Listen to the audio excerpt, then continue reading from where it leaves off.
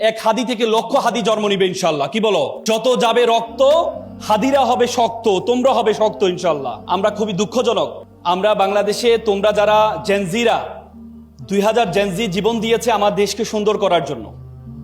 আমাদের দেশের যে সংস্কৃতি এত বছর ধরে তৈরি হয়েছে সেই সংস্কৃতিকে পরিবর্তন করার জন্য জেনজিরা তাদের তাজা রক্তটুকু বিলীন করে দিয়েছে।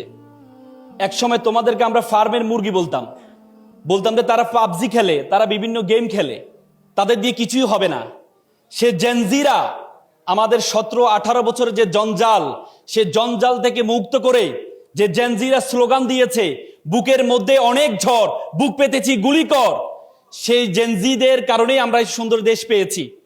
কিন্তু আমরা এখন দেখতে পেয়েছি গতকাল তফসিল ঘোষণা হয়েছে যে নতুন ভবিষ্যৎ, তোমাদের সামনে যে ভবিষ্যৎ, যে বাংলাদেশের স্বপ্ন তোমরা দেখেছো, সেই স্বপ্নে বড় ধরনের আঘাত হয়েছে। আমরা মনে করি এক হাদি থেকে লক্ষ হাদি জন্ম নিবে ইনশাল্লাহ। কি বলো? যত যাবে রক্ত হাদিরা হবে শক্ত, তোমরা হবে শক্ত ইনশাল্লাহ।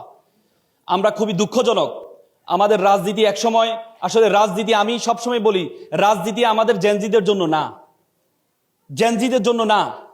একসময় রাজনীতি করতে হচ্ছে যারা অভিজাত বংশের, তারা রাজনীতি করত। আর এখন আমরা দেখতে পাই যাদের কোনো পেশা নেই, যাদের কোনো কাজ কাম নেই, যারা সন্ত্রাসী, যাদের কোনো টাকা পয়সা নেই, যাদের কোনো পড়াশোনা নেই, তারা রাজনীতিতে আসে।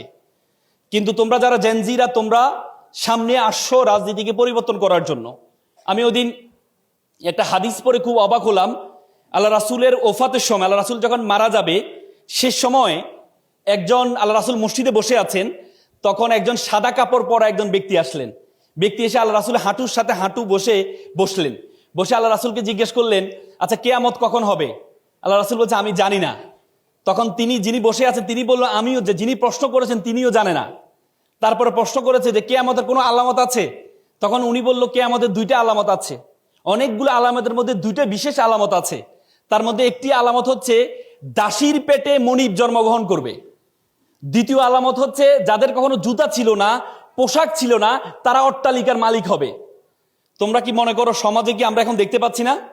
দাসীর পেটে মনিব বলতে মুফাসসিরগণ ব্যাখ্যা করেছেন, তারা ব্যাখ্যা করেছেন যে দাসীর পেটে তার মানে হচ্ছে যারা এখন সন্তানদেরকে জন্ম দিচ্ছে, বিসিএস ক্যাডার বানাচ্ছে, বড় আইনজীবী বানাচ্ছে, বড় ডাক্তার বানাচ্ছে, পরবর্তীতে দেখা যায় সেই মাকে তারা বৃদ্ধাশ্রমে রেখে আসে।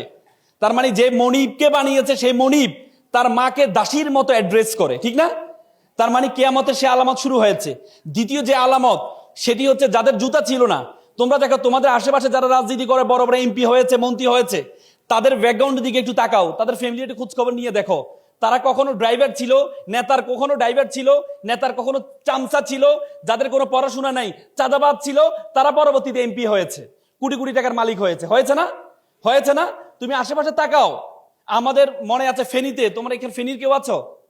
ফেনীর নিজাম হাজারি ছিলেন, তার ড্রাইভার ছিলেন হচ্ছে জয়নাল হাজারি ছিলেন, তার ড্রাইভার ছিল নিজাম হাজারি। পরবর্তীতে সে ড্রাইভার থেকে সে এমপি হয়েছে এবং হাজার হাজার কোটি টাকার মালিক হয়েছে। সুতরাং এই যে রাজনীতি, এই রাজনীতি আমরা চাই না।